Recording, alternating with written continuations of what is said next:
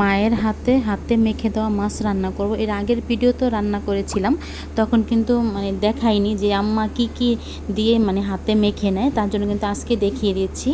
আমাদের বাসায় পাবদা মাছ ছিল, তার জন্য কিন্তু আম্মা পাবদা মাছটা নিয়েছে। আপনারা কেউ চাইলে কিন্তু বিভিন্ন পদের মাছও নিতে পারেন, তবে আমার কাছে না পাবদা মাছটা দিয়ে খেতে ভালো লাগছে, তার জন্য কিন্তু আম্মা পাবদা মাছটাই নিয়েছে। প্রথমে কিন্তু মাছেতে লবণ দিয়েছে, তারপরে কিন্তু আদা বাটা দিয়েছে, তারপরে হলুদ দিয়েছে। অবশ্য এই রান্নাতে না হাতে মাখা যে মাছ রান্নাটা করা হয়, এটাতে না একটু মরিচের পরিমাণটা একটু বেশি দেয়। যদি বাটা মরিচ দেওয়া হয় না, তাহলে কিন্তু খেতে ভালো লাগে। আর সাথে যদি একটু টক দেওয়া হয়, তবে যেহেতু আমার বাচ্চা ছোট আছে, ছেলে ছোট, তার জন্য কিন্তু আমি এখন বাটা মরিচটা খাবো না, দেবে না আম্মা, শুধু গুঁড়া মরিচটাই দেবে। তবে আমাদের মরিচটা কিন্তু দেখতে কিন্তু লাল, তবে ততটা ঝাল হয় না, তার জন্য বললাম। হয়তো আপনারা বলতে পারেন যে এতগুলো মরিচের গুঁড়া দিয়েছে, তবে না, বেশি কিন্তু ঝাল হবে না, হালকা ঝাল হবে, তরকারিটা কিন্তু কালার হবে, তার জন্য বললাম। সাথে কিন্তু ধনিয়ার গুঁড়ি, জিরার গুঁড়ি দিয়েছে, যেহেতু আমি বাটা কিন্তু কোনো মশলাই খাই না, শুধু আদা রসুন ছাড়া, তাও ব্লেন্ডার করা হয়। আর ধনিয়ার গুঁড়ি বা জিরা এগুলো কিন্তু মিল থেকে ভাঙিয়ে আনা হয়। আপনাদের ভাইয়া একবারে মিল থেকে কিন্তু ভাঙিয়ে নিয়ে আসে। আর দেখুন হাতে মেখে নিচ্ছে, সাথে কিন্তু তেল দিয়ে দিচ্ছে। আর পেঁয়াজও দেবে। পেঁয়াজটা কিন্তু অফ ক্যামেরায় দেওয়া হয়েছিল, তখন কিন্তু আর দেওয়া হয়নি, তার জন্য বললাম, ক্যামেরা করা হয়নি, তার জন্য বলছি।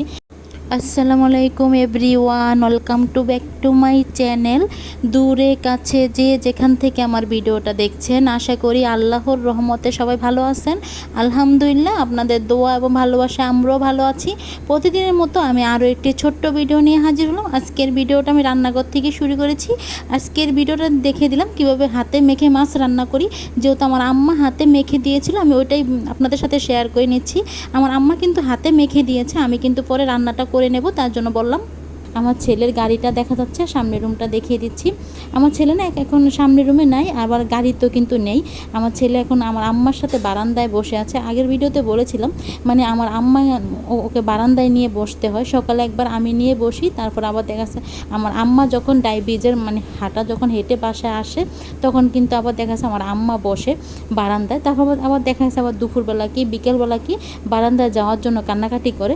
আর যেহেতু আমরা এখনও ওকে ছাদে নেইনি, ছাদ কিন্তু খোলা আছে, কিন্তু আমি যাচ্ছি না, তার জন্য। ছোট মানুষ তো একা থাকতে পারবে না, দেখা যায় কিছুক্ষণ পরপরই খিদা লেগে যায়, পরে দেখা যাচ্ছে কান্না করে খাওয়ার জন্য। আর ছাদে তো বসে খাওয়ানো যাবে না রুম ছাড়া, তার জন্য কিন্তু এখন ছাদে নিয়ে যাচ্ছি না। ছাদে নিয়ে বেশিক্ষণ থাকবে না, কান্নাকাটি করে দেবে। আর দেখুন এখন কিন্তু আমি পেঁয়াজটা ভেজে নিয়েছি, তারপর কিন্তু হাতে মেখে রাখা যে মাছগুলো রাখা হয়েছিল, তারপরে মাছগুলা দিয়ে দিলাম। মাছগুলা দিয়ে কিছুক্ষণ অল্প আছে হালকা করে ভেজে নেব, একবারে বেশি নাড়াচাড়া করব না, যেহেতু পাবদা মাছ কিন্তু নরম, ভেঙে যায়, তার জন্য বললাম। তারপরে বাটি ধোয়া পানি দিয়ে দেবো, মশলা বাটিটা ধোয়া যে পানিটা ছিল, পানিটা দিয়ে দেবো। যেহেতু মরিচটা দেওয়া হয়েছে বেশি, প্রথমেই তো বলেছি মরিচটা কিন্তু দেখতে লাল, ততটা ঝাল হবে না। আর এই মাছের সাথে না অল্প একটু টক দিলে খেতে ভালো লাগবে, যেহেতু হাতে মেখে রান্না না, তার জন্য বললাম অল্প কিছুটা টক দিয়ে দেবো। আর দেখুন আমি কিন্তু পরিমাণ মতো জলটা দিলাম, জলটা দিয়ে এখন কিন্তু আমি ঢাকনা দিয়ে কিছুক্ষণ রান্না করে নেব। তো বন্ধুরা, আমার রান্নাটা কেমন হয়েছে বা হাতে মেখে যে মাছ রান্না করাটা কমেন্টের মাধ্যমে জানাতে পারেন। যদি আমার রান্নাটা ভালো লাগে, প্লিজ লাইক দিয়ে দেখে নেবেন, আর সাথে ভিডিওটা শেয়ার করে দেবেন। আর যদি একবারে বেশি ভালো লেগে যায়, তাহলে আমার চ্যানেলটা সাবস্ক্রাইব করে দিয়ে আমার পাশে থাকতে পারেন। দেখুন আমি কিন্তু একবারে বেশি ঝোল রাখবো না, মাখো করে রান্নাটা করব, একবারে হালকা ঝোল রাখবো, তার জন্য বললাম।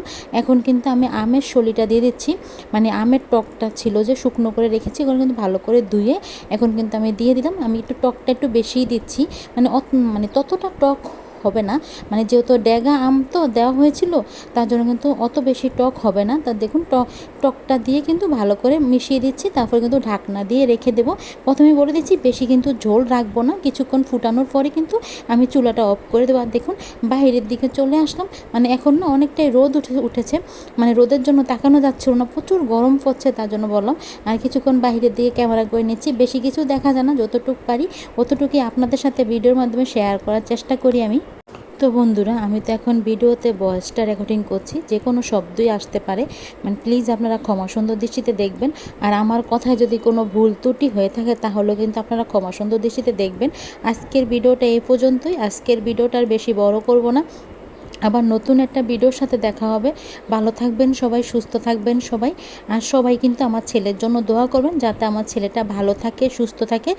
সবাই কিন্তু এই দোয়াটাই করবেন। আল্লাহ হাফেজ।